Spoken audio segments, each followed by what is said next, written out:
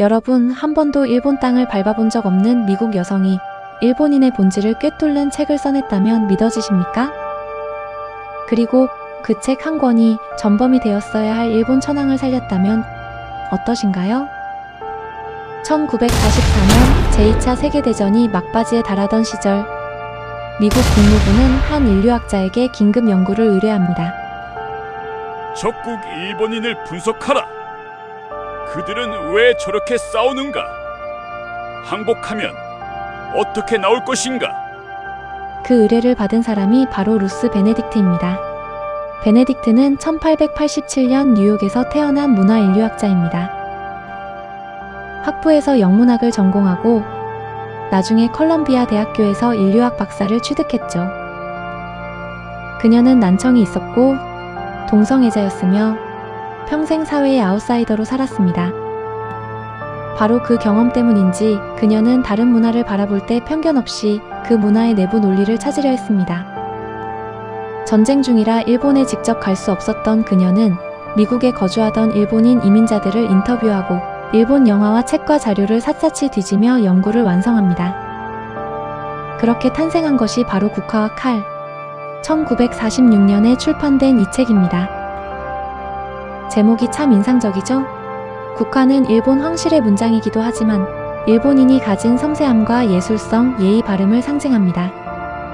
반면 칼은 무사도, 전쟁, 폭력을 의미하죠. 온화하고 섬세한 동시에 잔혹하고 강인한 일본인. 이 둘이 어떻게 한 민족 안에 공존할 수 있는가가 이 책의 핵심 질문입니다. 흥미로운 점은 이 연구 보고서가 단순한 학술 자료에 그치지 않았다는 점입니다. 훗날 역사가들은 이 책이 전쟁 범죄자가 되었어야 할 일본 천황을 살리는데 결정적인 역할을 했다고 말합니다. 그렇다면 베네딕트는 과연 이 책에서 무엇을 말한 걸까요?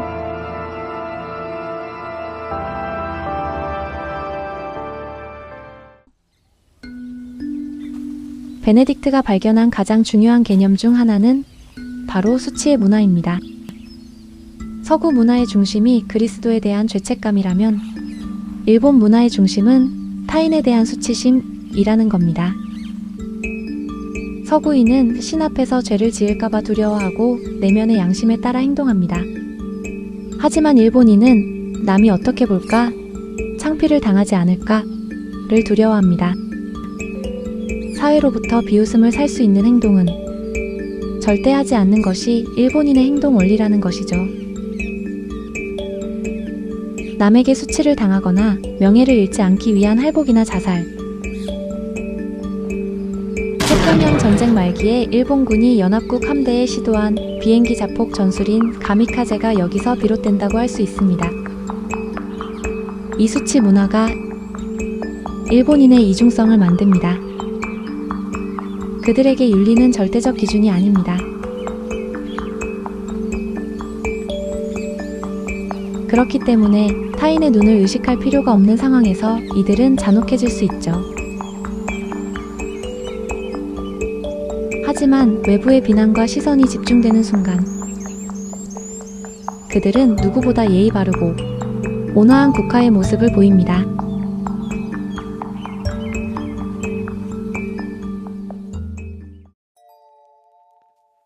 그 다음으로 일본인을 이해하는 핵심 개념은 이 세 가지입니다. 온, 은혜, 기무, 의무, 길이, 도리입니다. 온은 빚진 감사, 누군가에게 받은 혜택과 은혜를 뜻합니다. 일본인은 태어나는 순간부터 천황에게, 부모에게, 스승에게 온을 지고 태어납니다. 이 빚은 평생 갚아야 할 숙명 같은 것입니다. 기무는 그 빚을 갚아야 한다는 의무감이고, 길이는 사회적 관계에서 지켜야 할 도리를 뜻합니다. 이 세 개념이 일본인의 모든 인간관계와 사회행동을 규정합니다. 책에서 정말 소름 돋는 부분이 있습니다. 전쟁 포로가 된 일본 군인들의 이야기입니다. 살아서 포로가 된 일본군은 일본 본국의 가족에게 자신이 살아있다고 편지를 쓰라는 제안을 받았을 때 이렇게 반응했습니다. 이미 죽은 몸인데 살아있다고 편지를 쓰면 가족이 수치를 당한다. 목숨보다 명예를 더 소중히 여긴 것입니다. 이 분석은 학문적 흥미에 그치지 않았습니다. 그녀의 분석은 전쟁 이후 일본을 어떻게 다룰 것인가를 고민하던 미국에게 하나의 지도가 되었습니다. 전쟁이 끝난 후 소련, 중국, 호주 등 연합국들은 히로히토 천황을 전범 재판에 세워야 한다고 강력히 주장했습니다. 하지만 메가더는 달랐습니다. 베네딕트의 분석대로 일본인에게 천황은 단순한 권력자가 아니라 존재 자체가 와, 즉 사회 질서의 근본이었습니다. 천황을 처벌하면 일본 전체가 걷잡을 수 없는 혼란에 빠진다는 것을 메가더는 알고 있었던 것입니다. 결국 히로히토는 전범 재판에 서지 않았고 왕자를 지켰습니다. 책 한 권이 역사의 판결을 바꾼 셈입니다.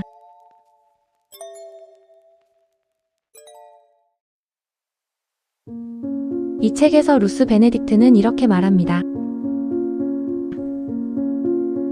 일본 사회는 정치, 종교, 군대, 산업에서도 각각의 영역별로 신중하게 계층적 위계 질서가 세워져 있으며 상급자든 하급자든 자신에게 주어진 특권의 범위를 넘어서면 반드시 처벌을 받았다.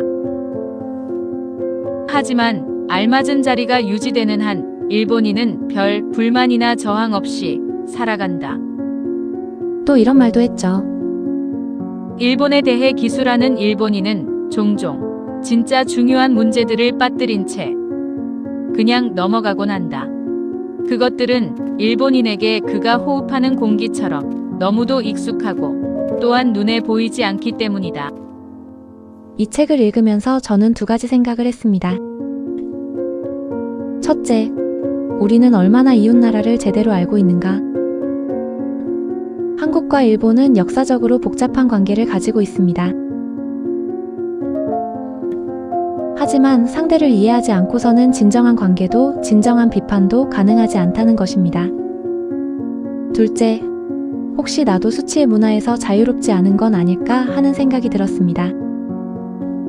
남의 시선을 두려워하면서 정작 내 양심의 소리는 외면하고 있는 건 아닐까요?